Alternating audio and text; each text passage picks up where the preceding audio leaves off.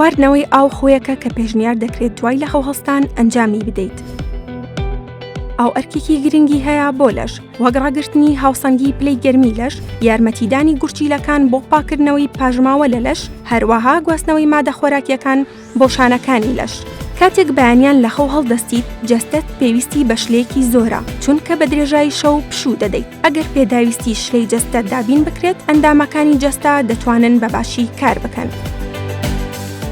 خواردنەوەی ئاو دوای لە خەوهەستان چەندین سوودی هەیە، لەوانە لابردنی ژەهرەکانی ناولەش. لە کاتی خەوتنی شەودا جەستە خۆی چاک دەکاتەوە و ژەهرەکانی ناولەش لا دەبات. بە خواردنی ئاو بەگەدەی بەتاڵ کاتێک بەیانیان لە خەو هەڵدەستیت، یارمەتی دەرهێنانی ژەهرەکانی میتابۆلیزمی جەستە دەدات لە شەودا.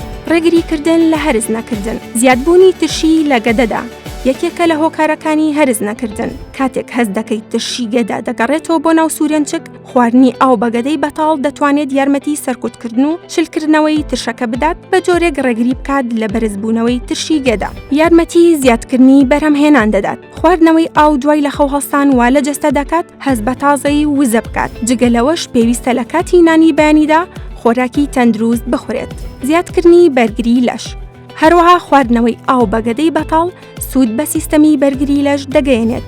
ئەمەش یارمەتی هەوسەنگکردنی سیستەمی لیمفاوی دەدات بە جۆرێک کە ئاسی بەرگری لەش بەرز دەبێتەوە. پێست تەندروستتر دەبێت. خواردنەوەی 500 میلیم ئاو لەسەر گەدەی بەتاڵ دەبێتە هۆی زیادکردنی ڕۆیشتنی خوێن لە پێستە و پێست تەندروستتر و درەوشاوەتر دەکات و بە شێداری دەهێڵێتەوە.